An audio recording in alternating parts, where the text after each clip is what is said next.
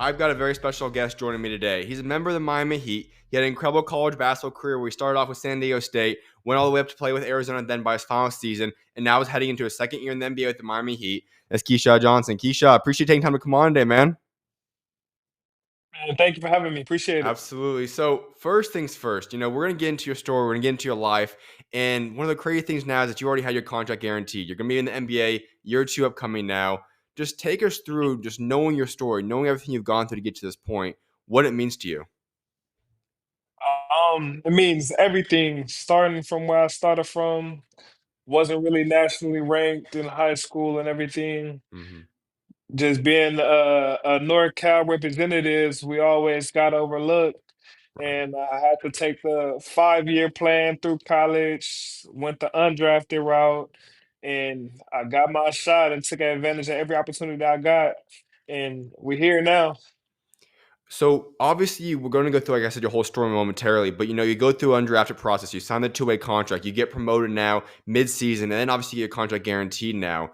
When you just talk about, already just what's happened in your NBA career so far, when you got the call and you found out, okay, your contract's guaranteed, you're going to be on a standard contract once again, what went through your mind?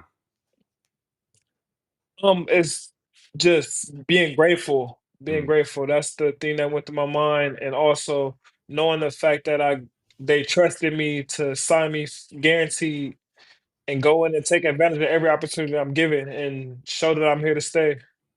Absolutely. So I was curious, when you look throughout your life, did you always have the expectation and the goal and obviously even the belief that you were going to be at this position today? Or when did it start to settle in for yourself?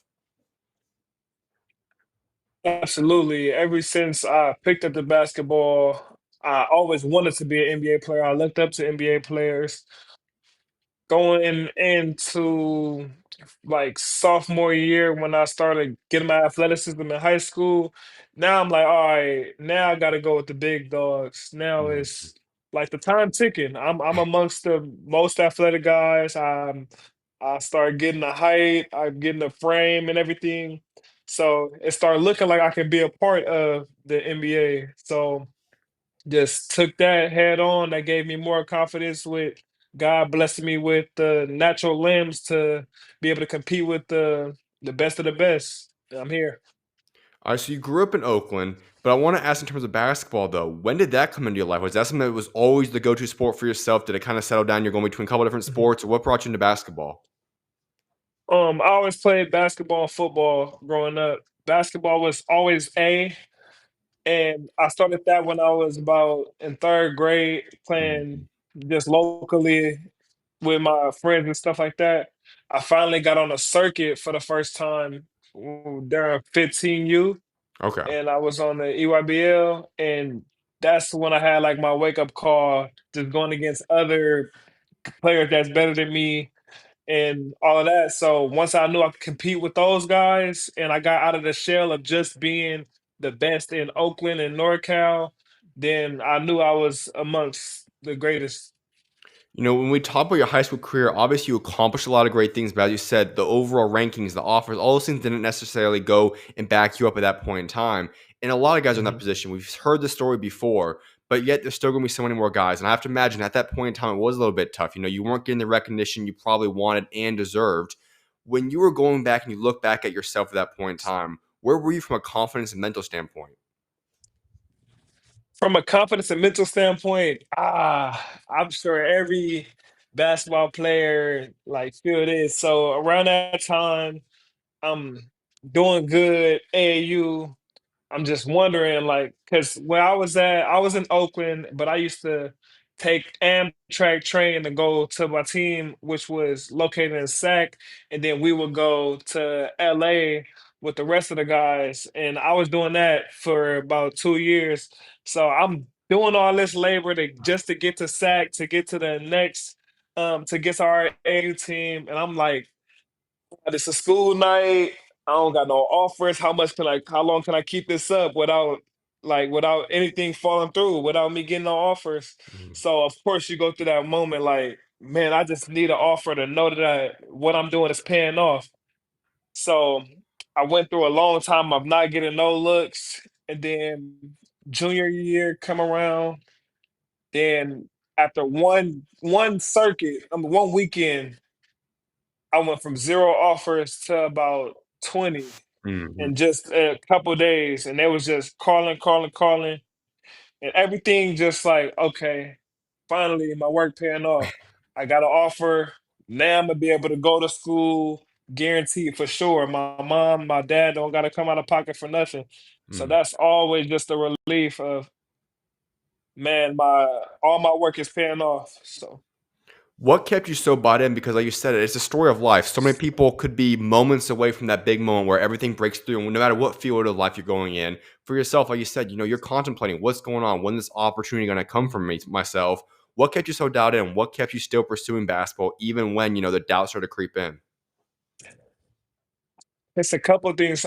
For one, I would say my family. My Mm, family. I didn't come from a rich background where we had everything. I'm the youngest of all my siblings, so I look at it as like the last hope. It mhm, wasn't really no plan B. It's like I gotta take basketball all the way. I gotta be that one. I gotta be that golden child to do what it do. And also my faith. My faith. I'm big on my Christianity faith. And that keep me sane. That keep give me the utmost peace, the utmost perseverance and relentlessness. I love that aspect. I want to dive into that a little bit deeper. As a fellow brother in Christ, I want to kind of dive into that for yourself. When you were going through your life in that regard, when did your faith really start to grow? 'Cause I know I've seen you too on social media. I can tell it's always growing. That's always our goal in life, to grow and closer to Jesus. But when would you say you really committed your life fully to Him? I really committed my life fully to him my sophomore year in college. I had a Mhm, teammate by the name of Agueka Rope, and he hosted Bible studies. And I always knew who God was and Jesus was, but I never really explored the my faith myself by myself. And from there, I just seen how the Lord was working in his life and how he was getting over injuries and coming back and mhm, always came in with a big smile on his face. That motivated me to open up the Bible and explore Jesus for myself. So once I did that, all my prayers start being answered. Any question I had, the answer was right in the book, and I just gained a sense of peace in everyday living through everything I've seen. I gained a good like feel of other people, of what other people's going through, how to treat people right, how to make the right decisions, good discernment, mhm. um, uh, going to the right places I need to go, making the right decisions overall. As you went through this life, that peace aspect is so critical. That's something that you just understand, only something that Jesus can give you. When you talk about the Spirit of God coming upon you, you experience that peace. And as you said, you're still up and down life. You're still going to go through certain things, but you have that foundation. You have that peace you now expand upon. When you look at your life now, since you really started to allow Jesus into your life to really change you from the inside out, where's the biggest moment you've seen Him show up and help guide you throughout this life? The biggest moment, the biggest part, I would just say the love I have in my heart Mm, when I talk to anybody. I feel like I can relate to anybody. I don't judge anybody. Like I can see somebody that's less fortunate and have a full conversation with them as if they're me and actually learn from it instead of mm. looking over it as if I'm better than them. So I feel like just me being grounded, me being humble, um, me knowing that everybody falls short of the glory, but Jesus died for our sins, that makes me feel like I'm better than nobody. And I have grace, mercy, and I have to be able to give love to everybody, any and everybody. You look at the NBA scene, obviously there's so many temptations. It's very easy to fall into that. How do you still stay so strong? You've now gone through 1 year, and obviously it's always a work in progress. You're always learning, trying to become more and more like him. How do you stay grounded in your faith and still pursue him, try to live a righteous lifestyle when you have so many temptations going on around you? Temptation's gonna always be there, no matter what it is. Everybody face temptation every day. Hmm. Nobody can say that they don't. And we all fall short of it as well. Nobody continue to win that battle. We always have our losses, but we gotta bounce back. We gotta know that the Lord Jesus is faithful and he's just and he forget and he forgive us for everything. So once we have this all this wealth, like the stardom. We are seen as somebody that's higher than a regular person, and to other people eyes that's not professional athletes, Mm, and that comes with a lot of distractions. But you just got to know how to stay on track. What got you there? Stay humble. Never change. Don't let materialistic things change you. mm. Stay heavy on your morals. Stay heavy on your morals and everything that you believe in. And you just gotta keep putting the right foot in front of that left foot and Mm. make as minimal mistakes as you can. Everybody's sinning each and every day, but we just gotta keep getting better so we can do at least we can repent and change. So many people that might be tuning in, there might be some believers, there might be some non-believers. You've experienced what life is like when you truly give your life to Jesus. So I have to ask you this, from your perspective, why should people put their faith and trust in Jesus and let him take over their lives? Because he's the truth. He's the truth. There's no other like him. He's the only one Mm, that will forgive you. He's the only one that shows you the truth of love, peace, happiness in any way, shape, or form. Um, it's all I can say is he the truth. He the truth. There's no truth like it. amen, man. Well, you had another point when you talked about what kept you locked in during that time span. That is representing your family. Obviously, you've done a remarkable job of that now. I know you're the very first person from your family to graduate. You accomplished that. Congratulations on that as well. And then you talk about Thank becoming you. an NBA player. You talk about accomplishing these great things, living out not just your dream, but representing your family's last name as well. When you talk about making it to this point now, living out these dreams that you've accomplished that kept you grounded going all the way back to high school, what does that mean to you? It means everything. I seen a post on social media. It said, I am who I always wanted to be. Like Mm, I am now who I always wanted to be. And I hold that dearly to my heart. Like I always wanted to be a professional athlete. I always wanted to be somebody that had wealth. And if the ball stopped bouncing now, I would be grateful that the Lord helped all my hard work turn out to this already. mm, Um, so I hold that dearly. It's been a lot of obstacles that I overcame throughout my life with help of basketball and just me having a platform to, I would say, be more credible, be more knowledgeable to somebody that probably look up to me. Not all mm. kids can listen to everybody, but me being who I am will allow them to want to open up an ear for me. So I'm just grateful for that and all the other benefits that just come from all the hard work and all the everything that I've been blessed with. I want to go into family a little bit, and I know there's a story I really want to dive into, and that's regarding your brother. He has an incredible story where he's got to get to this point in time. I know you like representing him with your jersey. You're at least the best you can with the numbers. Obviously, that's been difficult in the NBA, but still, throughout college, through all the different aspects. I just want to top of that story. Elaborate a little bit on that, just how that moment with your brother ultimately helped shape you into the man you are. Just seeing not just the actual incident, but ultimately what happened throughout his progression, being where he's at today. Mhm. It was an unfortunate event of him being a victim of gun violence, being shot 10 times and all over his body. But for him to pull through, that's another reason why I know the Lord is real and He working in anybody and everybody. Um, but for him he was only 14 when it happened. So for a 14-year-old to overcome that, you just look at that, you gotta get motivated. And Mm, for his dream, he wants to be a basketball NBA player as well. For his dream to get stripped from him, just unfortunate case of event, me being a younger brother and somebody that's seeing that puts a fuel to my fire, be like, I gotta do it for you. You're mm, living your life through me. So that's what I really embody between me and his relationship and what he went through in his life. And each and every day I see him wake up and live his life like the event is over. Like it made him into a better person. He's strong. He smile every day. We laugh. We goof around. Um, and he's striving. He Right now he's back in the college. He plays.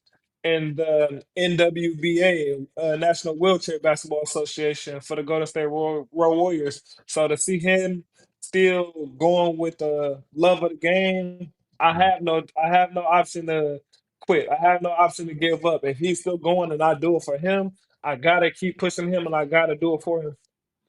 You just elaborate on that whole story. Then it's an incredible, remarkable story. And when you see somebody like you said that does not give up, no matter what's happened, he's continued to persevere. He's gone through a tragic situation, and somehow he's found a way to still find the blessing in a certain sense, find the miracle of being able to be a motivational story to other people.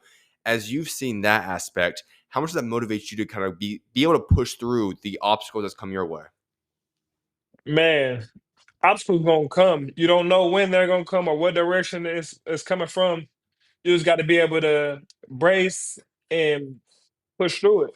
You know, you got to Mhm. push through it. You got to break down the wall and break down the shackles of any obstacles that's coming your way.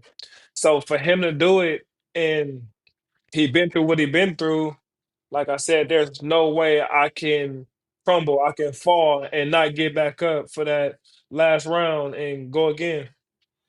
As for yourself, just growing up in Oakland, the environment overall, how did that help shape you into the man you are today? It shaped everything. Oakland is always all a part of me. You know, Mhm. as Damian Lillard, were the old representative for the places that he's played in, including the city of Oakland. I wore the number 0 at San Diego State, and that just come from Oakland. Like Oakland is so beautiful. It's a beautiful city, and that gets overlooked. Of course, there's a lot of other poverty thing that goes on throughout the city, but that also creates your character. You got to look at the beauty through everything. So I just love Oakland. We different. Us people that's from Oakland, we walk with a different type of swag, walk with a different type of limp and different type of confidence. Throughout like to the whole other world, the whole world. Mhm. So I I'm glad I'm from Oakland. I'm glad to say that Oakland is a part of me and my bloodline.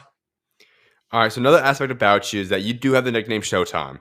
As you talked about a little bit ago, it's more so high school and started filling into the body that we know you have today. And Showtime is the proper name for your name. Obviously, you are one of the most high flying guys that I've seen through college, obviously now in the NBA. But I have to ask, when did that nickname come to be? Nickname can be freshman year. Freshman year. As I said, when I started getting my God given talent of being able to jump and fly, run, athleticism, all that, and just do things. I always been a guy that really tried things when it came to basketball and growing up. So I just started doing things on a fast break and all that. And also just my overall personality. I think I'm a bright person. Hmm. And when I say that, I just feel like I light up the room. I say that humbly. I just light up the room. I like making people smile. I like smiling. I like having fun. So that just I try to carry myself with confidence even when I'm uncomfortable in any situation. And that's overall is a description of Showtime and how Showtime fit me. Was the progression in terms of your athleticism that kind of a natural progression slowly, but it's kind of developed over time? Did it happen suddenly, or when did you start to realize that you've got that different kind of bounce? Been working. I was working. I remember 8th grade. I had a coach by the name of John Vincent. He asked me. He said, What do you want to do?" And this before I was dunking and everything. So I'm like, I just want to dunk. Next day, to however long, we was running the hills with harnesses and weight vests and Hmm. getting to it. The next summer, I'm dunking, and I just got addicted to being athletic, you know. So I started working out with all the other coaches that I had, just extra work on being athletic. I had a cousin who also he's a swim coach. He's a swim coach, and he's very knowledgeable on aqua athletics. So he had me in the pool working out, just to also work out with recovery. And we was doing that throughout my high school experience, and I just kept shooting up, kept shooting up. That's all I can really say. Just working and working and working. And of course, the God given talent as well. Was there ever a moment that you took off for a dunk or did something that shocked yourself and you're like, "Holy cow, I can actually do that?" Um, the biggest moment, it was in high school. We played against our rivals, Bishop O'Dowd. I ended up getting the ball on the right side, on the right side, and I just took about 2 dribbles full court, 3 dribbles full court, and I took off like almost by the right elbow at the free throw, something along that. It was outside the lane, and I Mhm. just flew, and it was like kind of like a blackout moment. I just flew, and from there, I'm like, I was up there. I was up there. Like I didn't. I knew I was bouncy, but that was one of the kickers that was like, I'm one of them ones when it come Mhm. to jumping, and I knew it from there. All right, so let's go into that college recruiting process because, as you said, all of a sudden you get a lot of offers. You end up being a four-star recruit according to ESPN, but you end up coming to San Diego State. But I want to just go through this whole process because you have these offers on the table now. You still probably weren't ranked where you probably should have been, but you have these offers. You go to San Diego State. Walk us through this process. Why did SDSU become the school that you decided to go to? So I had a top 5 at the time, but my thing is I wanted to win. I wanted to win. I wanted to learn, and I wanted to go somewhere I possibly had a opportunity to play in like early Right. and everything. And San Diego was one of the best mid majors. They top of the list in terms of winning percentage on that West Coast side. And I also didn't really want to leave too far from home. Okay. So I visited Fresno State and I visited San Diego State just because those were the ones that really showed the most interest at the time. And San Diego, man, it was something about San Diego that I loved. I love the culture as well. And fortunately, when I picked San Diego State, our team was so good. Like I learned everything, so I didn't get my opportunity. So that was the unfortunate part. But the blessing part of it was I learned so much. We started Hmm. off the year 25-0. That's Yep. almost unheard of in college basketball, and we ended 30-2.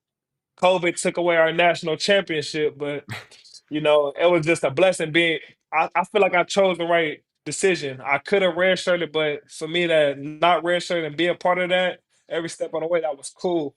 And I made the right decision. San Diego State, they molded me into becoming a young man. I built an identity of being rough and a fighter at San Diego State. Um, and that just come from competing every day. The molded me into who I am, who I carry myself today. I want to ask about that culture there because San Diego State, what Brian Dutch has done there is absolutely phenomenal. And obviously, it was even a couple of years leading up to when you got out there, but the whole run when you were out there, and obviously up until today, has been phenomenal. As you talk about that very first year, insane season overall for you guys. Malachi Flynn and Matt Mitch, all those guys, Jordan Shackle, yourself. When you talk about what he's built up there, just what is he like as a coach day in, day out? How has he built such a phenomenal program there?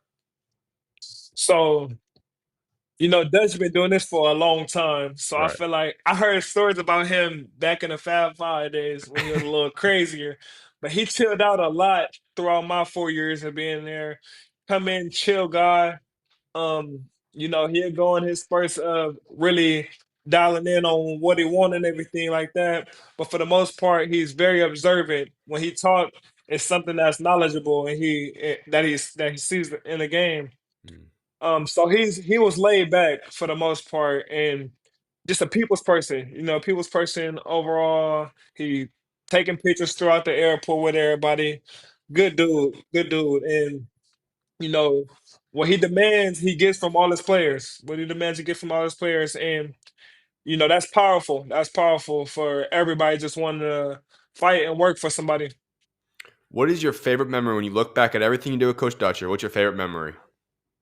My favorite memory is countless, countless. It gotta just be the whole Final Four run, making Mhm. it there. Nobody believed that we should have been there, but us amongst the players, we all brothers, thick as blood still to this day. Um, you know, and we just fought for each other, Mm. fought for each other. We proved all the doubters wrong. Everybody looking at us like how how we beat them early in the season and they made it all the way. We just gritty, and that comes Mhm. from the system, the love that we have for one another, and the overall Aztec culture that we embody. All right, you said something else very interesting that I actually want to pick your mind on, and that is you go to your freshman season. Originally, in the recruiting process, you were looking for an opportunity to play a lot. You still had some minutes, you still were a part of a great team, but it wasn't necessarily a starting role or a role where you had a lot of opportunity. However, you stayed at San Diego State all 4 years. You didn't transfer, you didn't redshirt, you stuck through it, and obviously, it made you into a phenomenal player, presented the NBA opportunity later on in your career. When you look at today's culture in college basketball, a lot of guys in the situation would probably be moving on. You chose to stay locked in. Why did you make that choice? Just it was the whole idea of learning. I feel like each year I was at San Diego State, I kept learning more and more. It wasn't like, oh, I need to leave San Diego State because I'm not learning no more here. It never got to that point until did everything I needed to do at San Diego State. We made it to the Final Four, and I played my role to the best of my ability. Mhm. Then that's when I'm like, okay, I got to take the next step. But and we was winning, and we was winning. Like when you're winning, you shouldn't have no problems when you're winning. So for me to be able to win the 4 years, there's no way I could have transferred. I developed a love for San Diego. San Diego is my second home, and I just couldn't leave San Diego.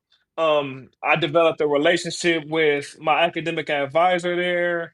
All of that, it was just family. So for me to graduate there and that being my alma mater, I couldn't ask for nothing else.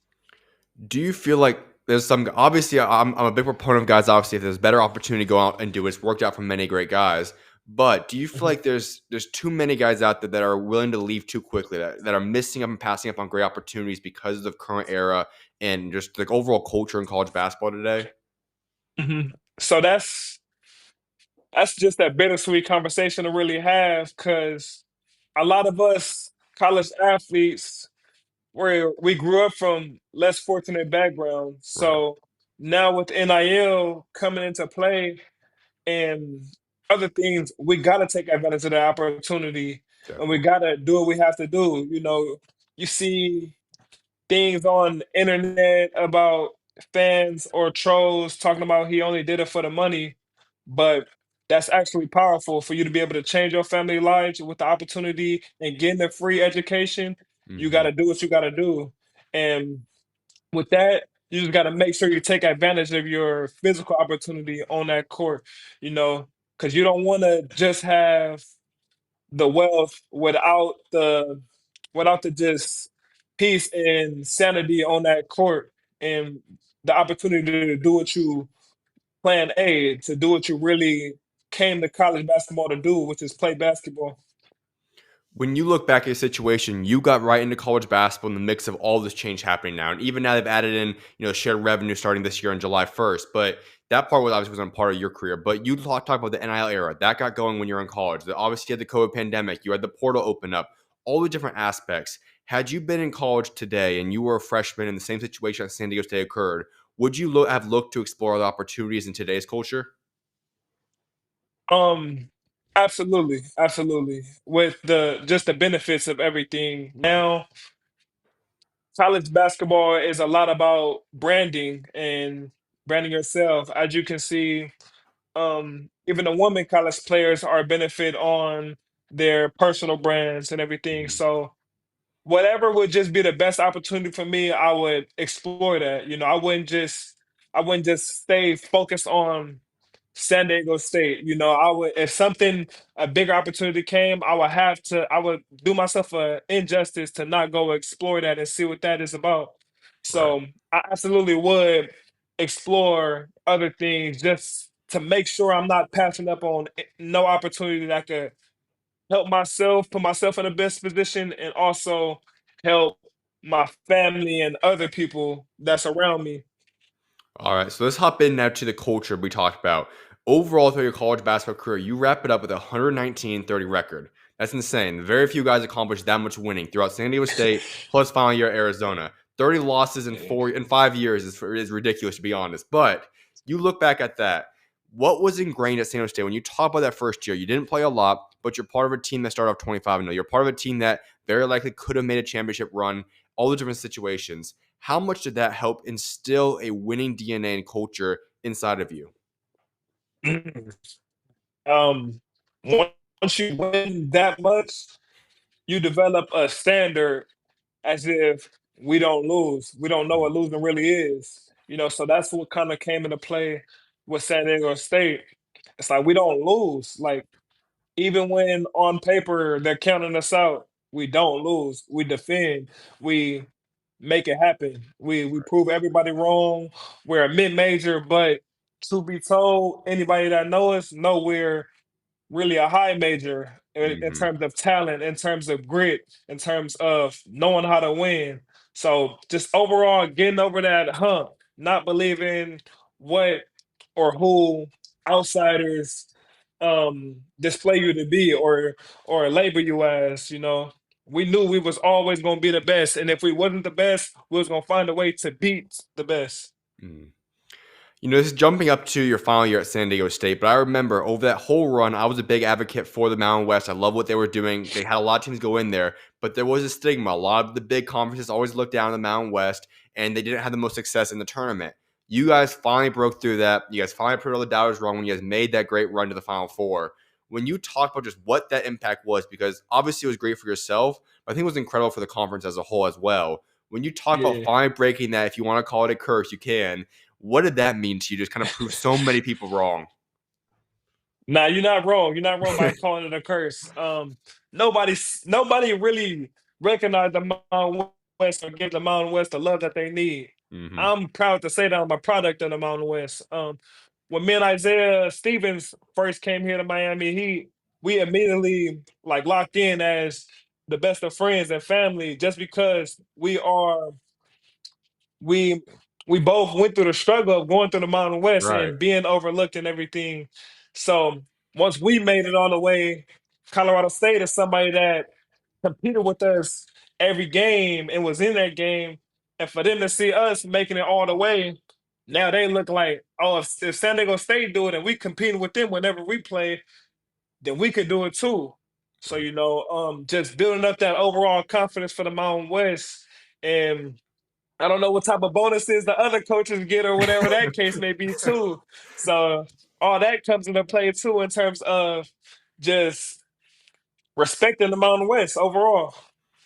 All right, so we go through that year, and I just want to ask about the final season because, as you said, what a remarkable way to end up your career at San Diego State. Obviously, you graduate, all those great things occur, but just take us through that year as you're going through the ups and downs of that season, and then you guys get to the tournament and make that remarkable run. What was that final year like? Man, that final year was a brotherhood. It was a brotherhood. So me being a senior on our team and my roommates, who was Lamont Butler and Jared Barnett, we pretty much hosted all the team gatherings. We would come over and play cards and lock in from seniors to freshmen to walk-ons, whoever it was. We locked in with each other, So it was just a overall brotherhood. Like I said, we having Bible studies with each other. You just can't make it up, Mm, and that building that camaraderie amongst each other makes you develop a mindset of I can't let my brother down. I know what he's going through. He knows what I'm going through. I know what he got going on in his life, and I can't let him down. I gotta help him. He gotta help me. So that's overall led to the success of just us getting rings, winning conference, making it to the Sweet 16, Elite Eight, all that. So overall brotherhood we've developed. Like any one of my teammates at San Diego State is invited to my wedding whenever I have my wedding. Like that type of love. I've heard this so many different times, and it's so easy to get carried away when we look at these massive, great rosters that get put together each and every single offseason in college basketball. And on paper, they look phenomenal, but Yeah. something special about creating a bond outside of basketball. And obviously, those teams that are great and stacked with names can pan out to be great. But as you just talked about, you guys had a different kind of relationship. You guys had a true brotherhood, a true bond. How critical is that? How critical is it to have the Bible studies, the being able to hang out, being close knit outside of the court, not even talking about on the court? How critical is that to the success of a team on the court? Man, it's overall probably the biggest thing that's not on paper, that's away from the paper. It's a field thing. Mhm. It's overall confidence. Like, say if coach sees something different on the court and it rubbed me the wrong way, I would have a teammate coming to me and be like, "You know what you do? You work on that. You would Mhm. do this, do that." Just all the right advice, just always picking me up, and I return the favor. It was just throughout the whole 15-man roster or however many players was on the team. So that's overall critical. If I'm messing up, if I'm slacking or they slacking, they messing up, we are able to talk to each other in any tone and not take it personal.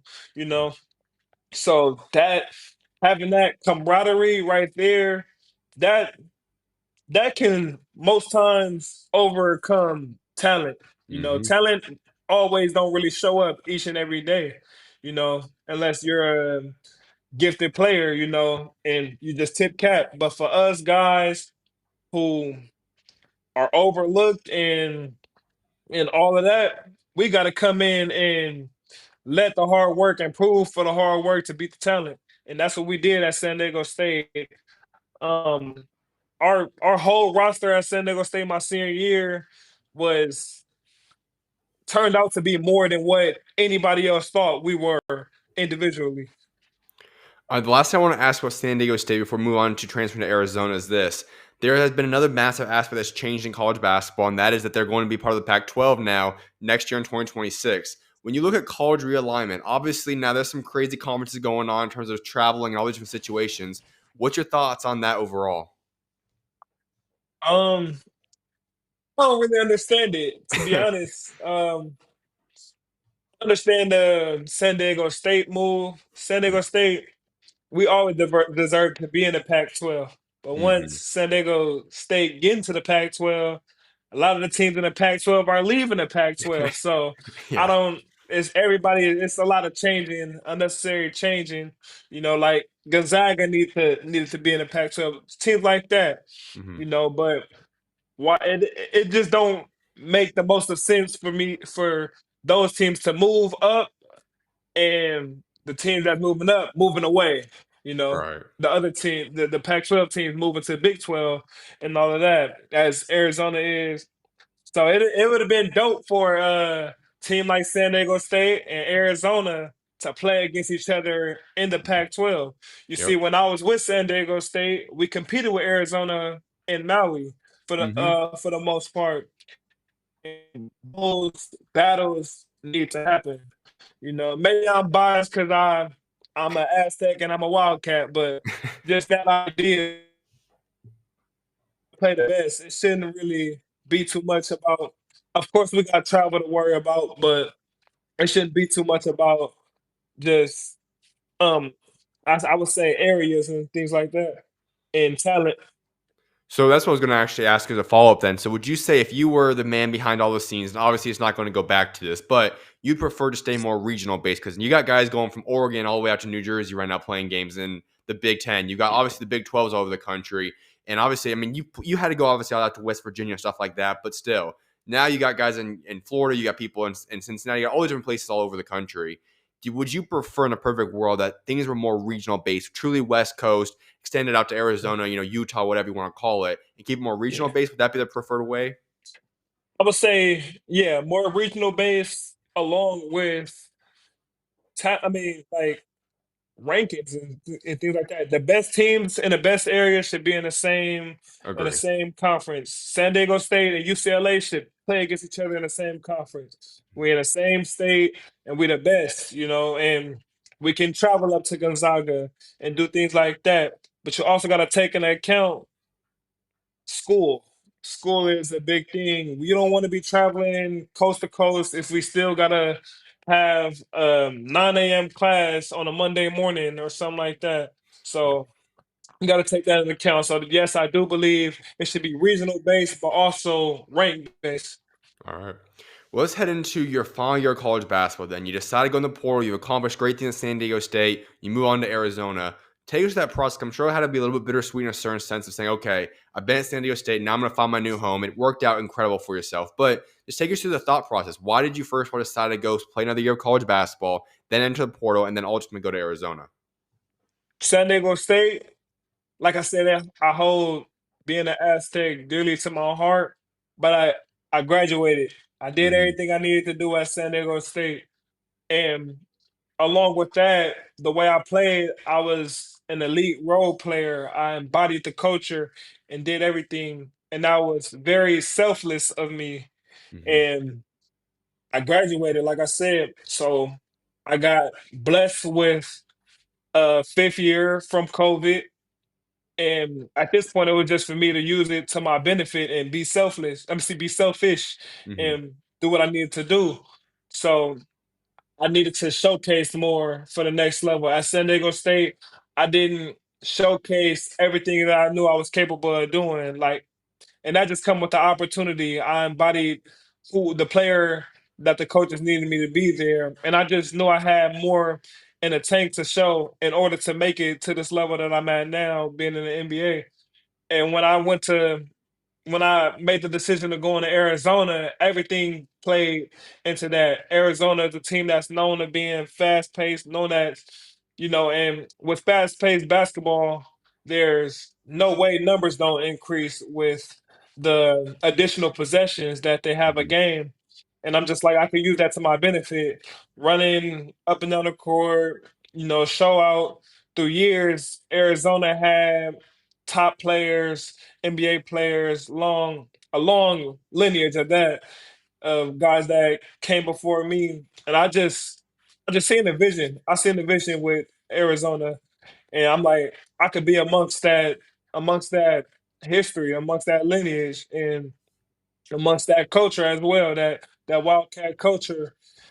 And I did it. Everything started paying off. I started taking more field goal attempts. I would say, more confidence on being able to showcase things that I work on. And I give credit to my teammates there and also the coaching staff at Arizona, demanded me to do more than what I did at San Diego State and provide me with the opportunity to do so.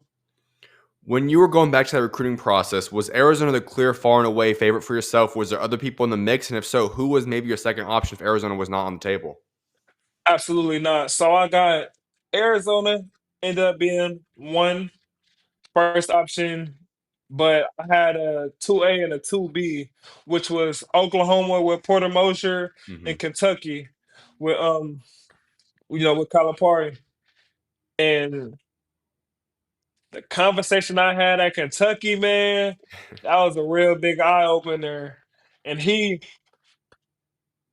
just feel like we know with him and his history of him having a lot of one and dones and things of that nature. So I needed something that was kind of more set in stone. I didn't want to Yeah. go to Kentucky, and of course you got to compete for your spot, but I didn't want to go through the thing where maybe this freshman coming in who's highly ranked or everything, he had more he had more rope than I have, or whatever the case may be. I needed kind of something that was more guaranteed than Mm-hmm. what Kentucky had to offer. But the conversations, just learning from coach, it was like eye open. Like I'm really having dinner with, I would say, Mount Rushmore of coaches, somebody that's on the Mount Rushmore of coaches and everything.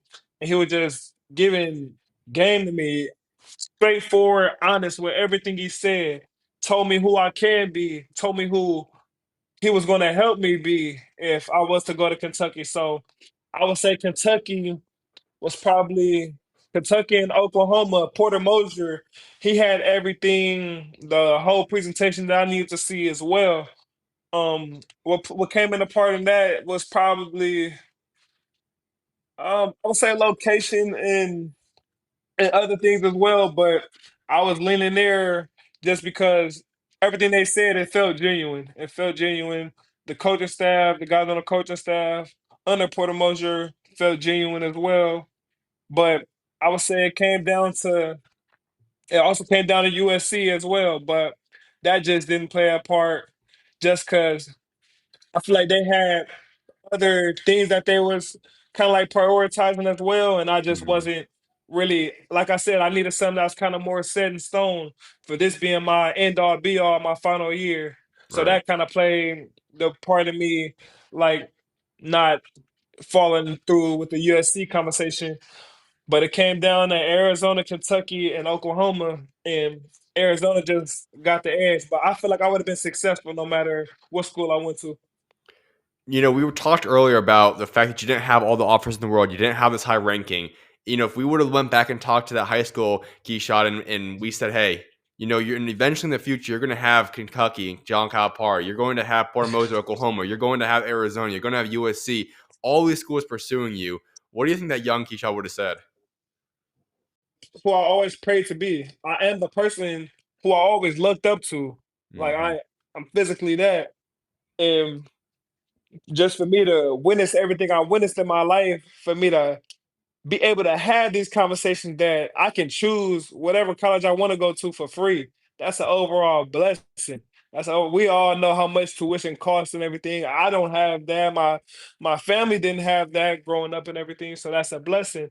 And for me to go and have dinner with Calipari, and he told me something so cold. He said, he said, Keshad, if you come here, you're gonna see how the Kentucky effect works. And we all know what that Kentucky effect is. Is just everybody that went to Kentucky that's in the league now and did what they needed to do. That was just on a platter. On a platter, it was for mine to take and everything. And I respect Coach for that and everything. So that's just a blessing for me to be able to have dinner with somebody of that status and learn and hear the transparency and the confidence that he speak with and and everything. Just the overall experiences of being able to go to college. That's a blessing. All right, so you talked about the fact that you were looking for a bigger role, and just for those that are not familiar with your career, you didn't average more than 7.7 points per game throughout your career at San Diego State. Obviously, those numbers get drastically inflated when you go to Arizona, but I have to ask you this: you're in a position, numbers do matter to a certain extent when it comes to NBA dreams. Where were you in a confidence scene? Did you expect when you were entering the transfer portal that in 1 year's time you'd be in the NBA?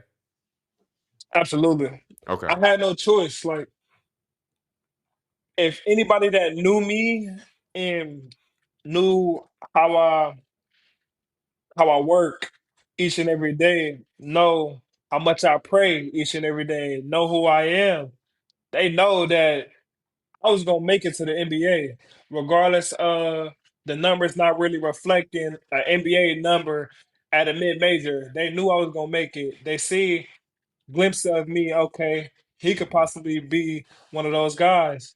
So them telling me that also helped me, behind the scenes, know that I'm gonna make it. As long as I take advantage of every opportunity, as long as I do what I need to do, I'm gonna make it.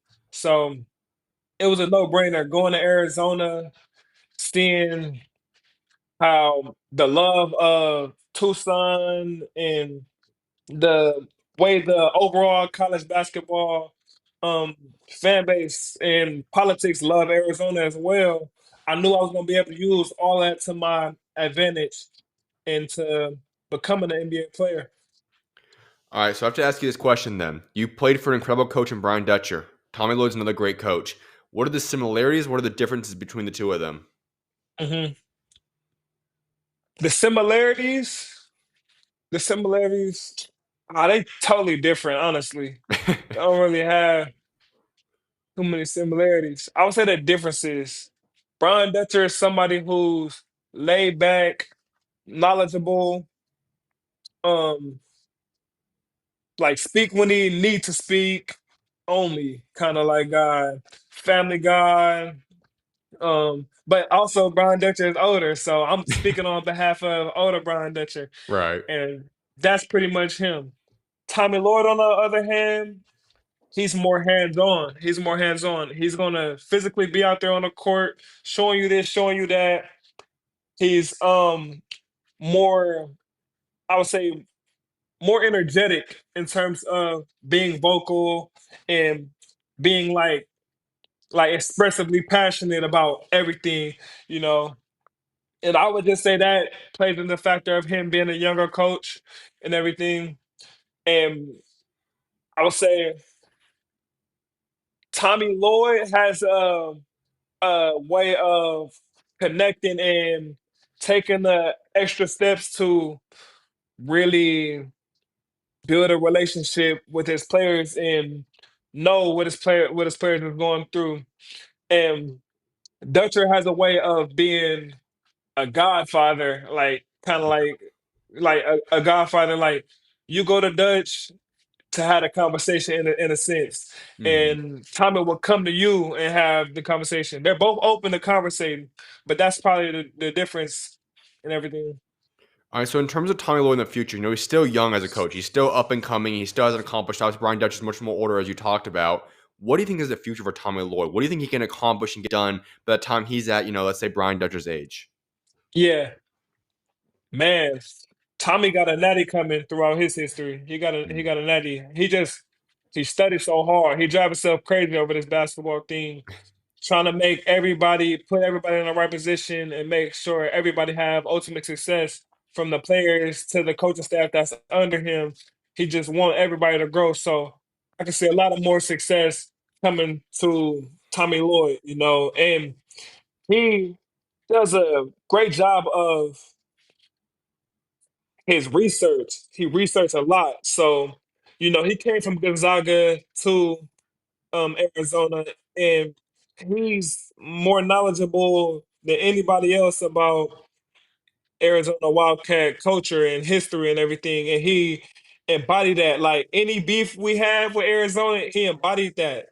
Like even from way back in the Lou Olson days, he embodied that, and he passed that down to us as players. So the love and the fight and the overall warrior he is, I see a lot of success coming from him by the time he's um overall set in with 20 years in as Brian Dexter have.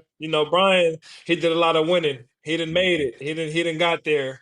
So, I see Tommy being one of those guys as well. All right, the final college basketball question I want to ask you is this.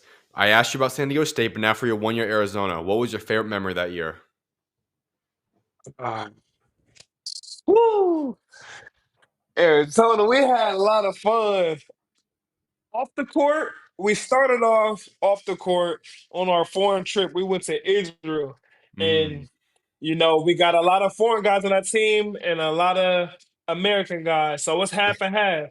Mhm. And throughout that whole trip, Tommy had us really developing a lot of cultural competence on our teammates and each other and what they go through in life, what happened in their past countries. We learned about their history and everything. So that overall trip, we had fun just learning each other. And from there, we kept it pushing on the court. Um, on the court, funnest moment. I had so much fun. Each and every one of my teammates had a moment, had their moment. Everybody Mm. had their moment. So I take pride in really celebrating my teammates whenever they had their moment. Personally, we won the conference championship. That was fun. That was a fun moment. Seeing records be broken, seeing um most of my senior guys touch their 1,000 point mark. Mhm. All those. Caleb Love having 38, 40 point games. Like I seen a lot. Arizona, seen a lot. We had a lot of fun. That's probably other than my championship year. That's the second favorite year of All right. college, in terms of enjoying it. Seeing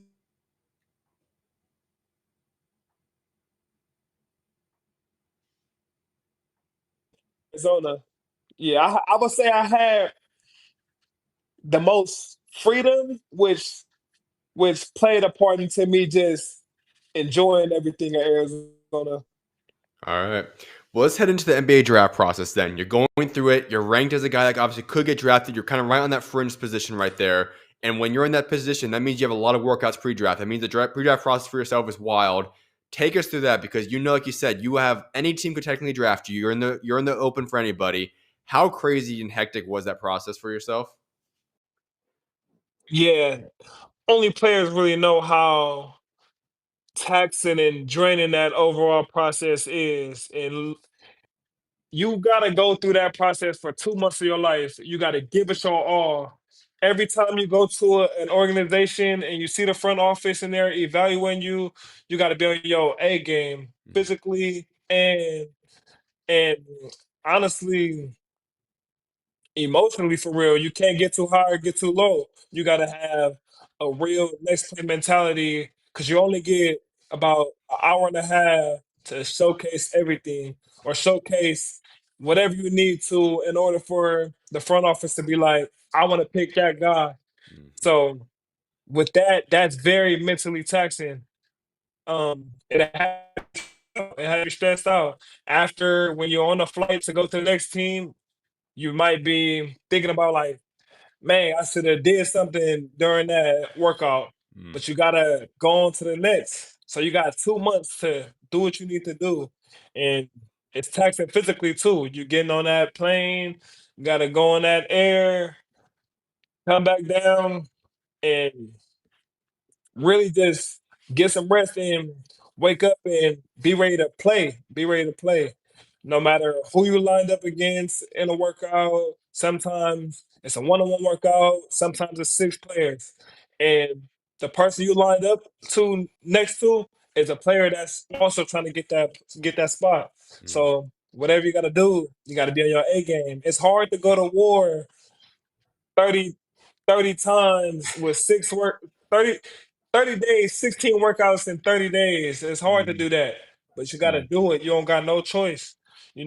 Overall combine process, being out there, all the execs is there, all the agencies there, everybody. It's a lot of noise around you, but you got to focus on putting in, putting out all the work that you put in. You know, All right, so let's go to draft night. When you were approaching that night, were you in a position of mindset where you thought you would get drafted? Did you kind of know more towards the end of the draft that, okay, you can kind of position yourself? I know some agents do this, but obviously try to position yourself to get signed to somebody right after the draft. We know you get signed pretty quickly to a two-way, but what was draft night like? Did you expect to get drafted? Was it shocking? Just take us through the whole night for yourself. yeah, so draft night, I had draft night. It was 2 days. I had 2 day event back at home with my family. So the first day, it was really just celebrating the fact that I'm here. I'm Mm-hmm. here. So I had probably a shot at 30 in that first round, but that was slim, whatever the case may be. But Mm-hmm. I really had my eyes set on second round. I just knew I was going second round to whoever, whoever it was. Like in my mind, you just couldn't tell me there's 60 players within that draft that's better than me. You just can't tell me that. I don't believe it at all. But it is what it is. I had my family there. I'm glad I was physically with my family and everything. We agent still online talking to all the other front offices, and he's talking to me, talking to them, and I'm just kind of like enjoying my time with my family, but also ready. I'm ready. Phone on speaker, phone ready to pick up. Right. But unfortunately, it just didn't happen. We talked to some teams around the 42 mark, 45 mark, but my agent just made the decision like maybe those teams wasn't the best option for me. So we kind of like we kind of like start having our I don't really know the process I was really going through in terms of talking to them, but we kind of like start leaning towards teams that we can see myself being, like places like where I can see myself being. Right. I had pre-jobs work out here in Miami, so we always seen Miami as a place, and me being a heat culture guy, Mm-hmm. so it was really a no-brainer. I made the decision while kind of like the 59th pick was going on or 58th pick was going on. We already had it in play that we're going to Miami. So the whole family was there, whole city was there, friends and all. And I had the stage set up, I had the mic, and I had the opportunity to make a choice on where I wanted to go, where I think I would be the best fit. And it just turned out to be the best decision. and for me to be able to vocally and freely choose where I want to go, at it all played out. It all played out. So me choosing Miami and all the emotions just rushed in on everybody, tears of joy from everybody, relief from everybody. It was just the best play out. You know, I couldn't ask for nothing better. I kind of rather that I'm blessed on how it all played out. So chose Miami and fast forward, got the two way, did what I needed to do. Finally got a spot. You know what's so unique about Miami is that there is a very well-known culture. Everybody knows about the undrafted story, started by Udonis Haslam, and there's been countless success stories since. Obviously, you're looking to follow in those footsteps and those shoes there. And so, I actually want to ask about Haslam. I know he still has a role within the organization, within the franchise. How have you been able to pick his mind, and what's some of the biggest things he's taught you now, as you have now a little bit over a year throughout your tenure in Miami? Man, he taught me a lot. Me and him, we talk a lot. Um, and when he talks, it's credible. Everything is credible. So eyes be locked in, ears be open, mouth be shut. Listen, I listen to UD.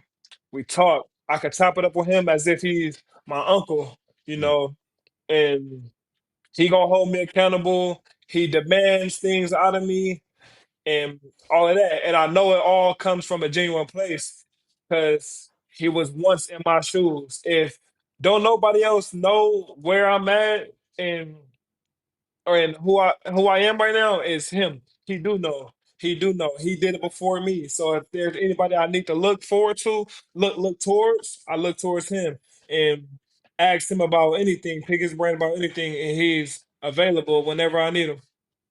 As for Coach Spo, one of, if not the best coach in all of the NBA today and all the world, to be honest, right now, when you talk about learning from him, what's your guys' relationship like, and what was it like playing underneath him?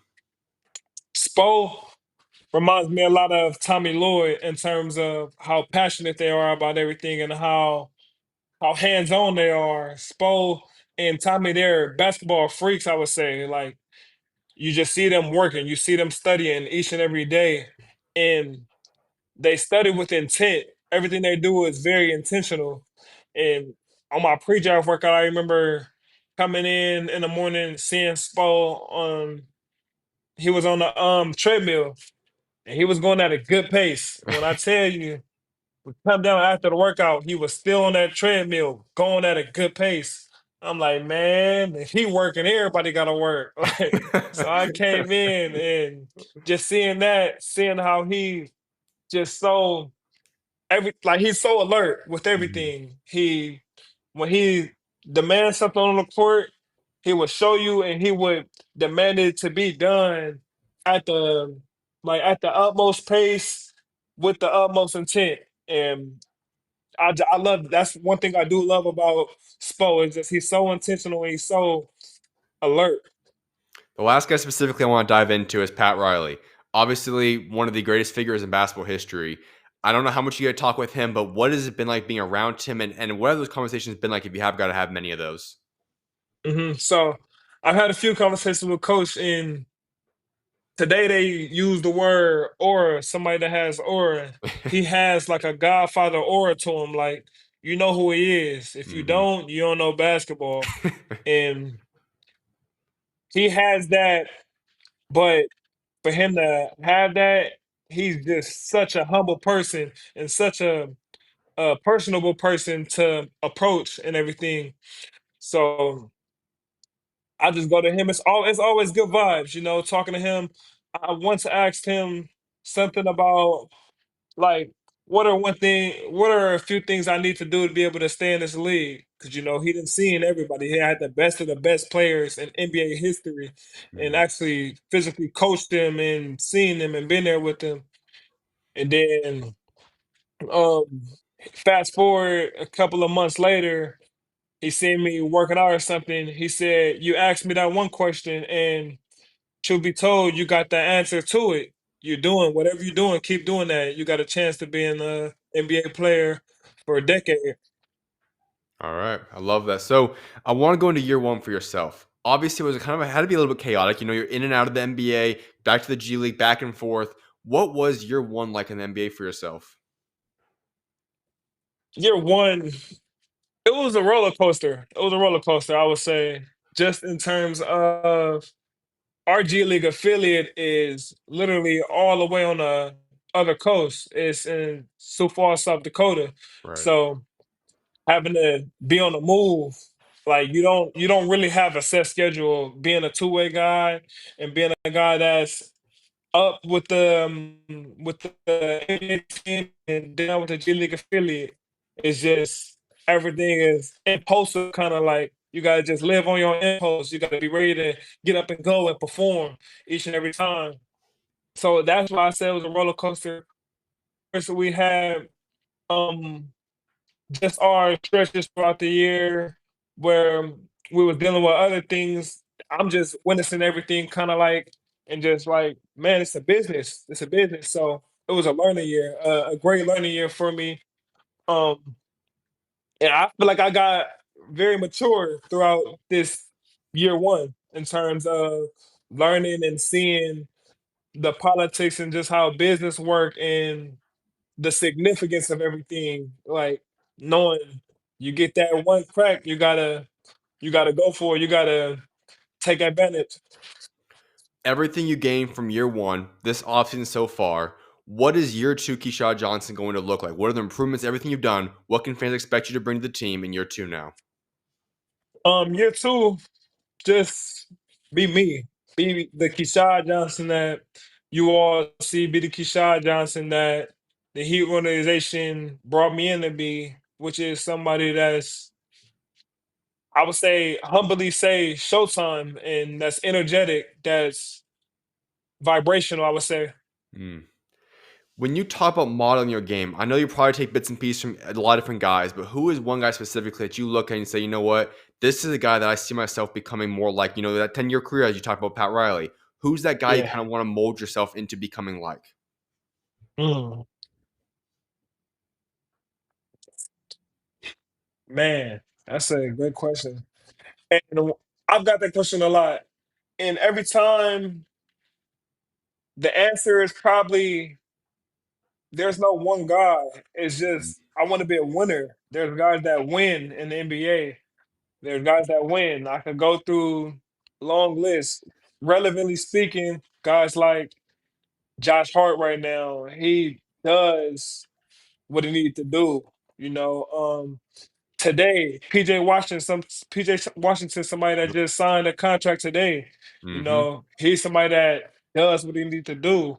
Um, all the other role player guys, you know, we got the PJ Tuckers throughout the years. We got the Trevor Ariza's, the Shane Battier's, the bigger guys like Andre Iguodala, Rudy Gays.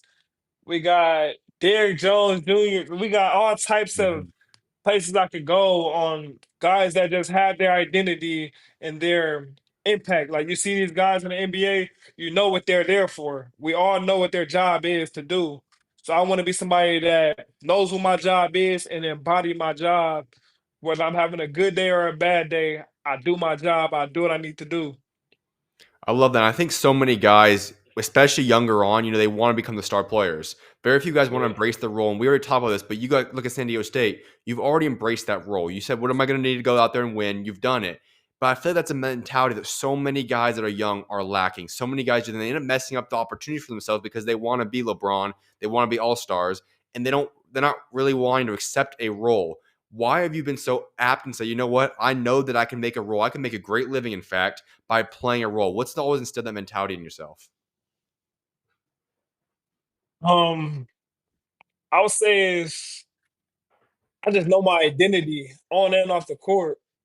I know my identity, like I know who I am in terms of being Keyshawn Johnson. I know I'm a player. I'm gonna go be selfless on that court. I'm gonna do whatever my coach need me to do without complaints. I've been through life where it was a lot of unfortunate things that happened and overcame all of that. Like I don't have no place to make an excuse. If I need to get a rebound, if coach tell me to get a rebound, I gotta do it. Mm, And I fall into the line of not complaining, not like knowing who I am in term and in the NBA and basketball in general, you gotta have some delusional factor to you. So we all want to be that star player, but you also gotta have you gotta also be hard on yourself and be brutally honest to yourself. Like, who do you need to be to get paid? Who do you need to be to get time on that court? Whatever it is. And I'm somebody that's brutally honest to myself. Like I'm mature mentally. I know what I need to do. You don't have to you don't have to tell me who I need to be. I kind of like I'm aware and a lot of kids, a lot of like college players and people that's going into the NBA, young guys, we kind of like fall into that. Oh, like I gotta be more than I gotta be more to get the job done in a sense. mm. So I'm I take pride in being one of those guys that don't think that way and yeah, move on. I got a couple questions before I let you go, Keshad, and one of those is this. When you talk about this upcoming season, both for yourself but also the team, because I know as a team, a lot of people look at the team and say it's a little bit different than it's been before. You know, maybe they're not a complete contender, whatever it might be. You look at that. I know you're always someone who wants to prove people wrong. You've been there, done that before. What do you want, and how excited should fans be for what you're going to bring in year two? But also, what should people be expect from this team heading into this year? Be excited, be and expect us to win. We're gonna win. We're gonna win. Um, I feel like last year we went through a lot and still made it. We Mhm. got a foot in the door. But this year, we know who we are. We don't have too much outside noise. We gotta just fall. If we need to fall under the radar to get there, we gonna do that. Like I don't feel like we get the respect that we need to around the league. So we're gonna make a lot of more noise this year. And to what to expect out of me is for me to be me, and me to go out there and show, like I say, humbly saying, show who Showtime is. Take advantage of the opportunity that I'm given throughout the way and build the coaches' trust, teammates' trust, and the overall heat culture trust, fans and all. I love that. Well, Keshad, I've got one final question for you. It's the question I wrap up every interview with, and that's talking about your legacy. When the day does come, you step away from basketball someday down the future, what is it that you want to be remembered for what you've accomplished both on and off the court? I want to be remembered as a role model on and off the court. Somebody that's accessible to the world. Like I want to be accessible. I want to be, if a young basketball player were to hit me up on social media, I want to be somebody that's talking to them as if I'm a normal player. On the court, somebody that did his job without complaining. Did his job like I said on his best days and worst days. Somebody that is positively vibrant. You see them you see him vibing, you see him shining, whatever that case may be. However, the listener sees that, I want to be that. I love that. Well, Keshad, I appreciate you taking time to come on in, man. It's been a blessing and honor having you on here, and I cannot wait to see what God's got in store for you, man. Of Appreciate that. course, you're always welcome on, man. God bless. Yes, sir. God bless.